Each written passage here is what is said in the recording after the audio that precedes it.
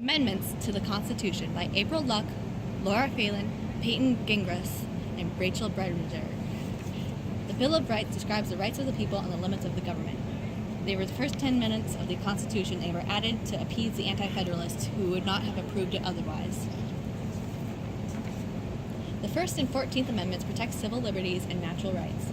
The First Amendment guarantees freedom of religion, freedom of speech, freedom of the press, freedom of assembly, and freedom of petition.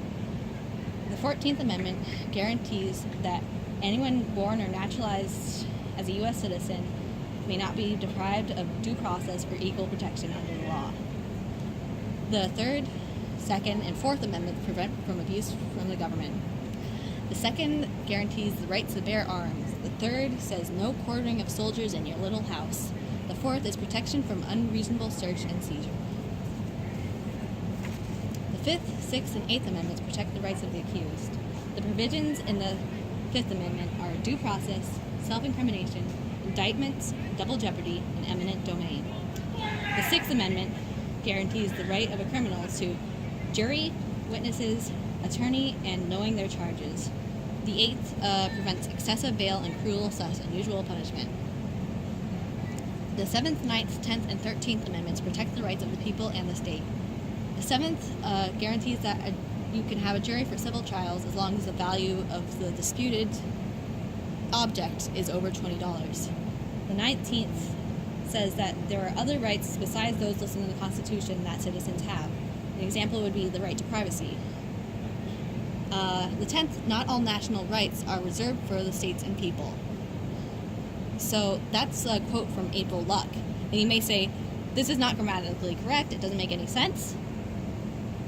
The 13th Amendment outlawed slavery except as punishment for a crime. Y'all should look up the prison industrial complex because that stuff is messed up.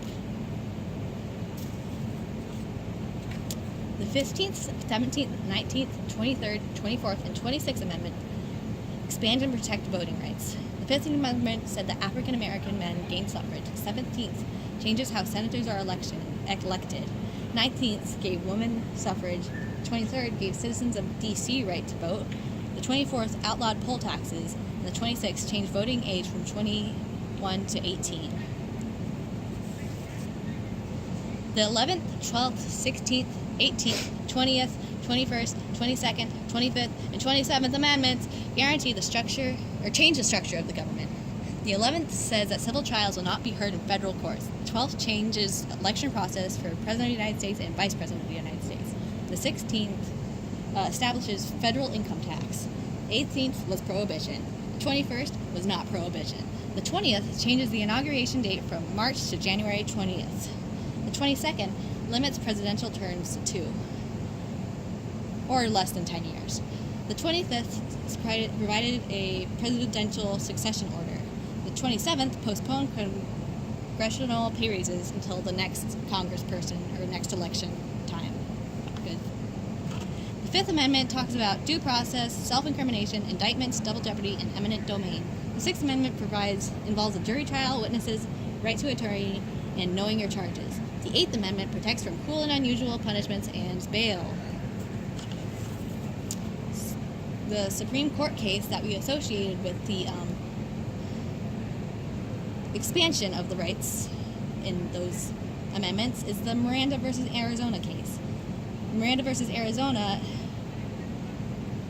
it was established that all people being arrested need to be notified of their Fifth Amendment rights. The Supreme Court case that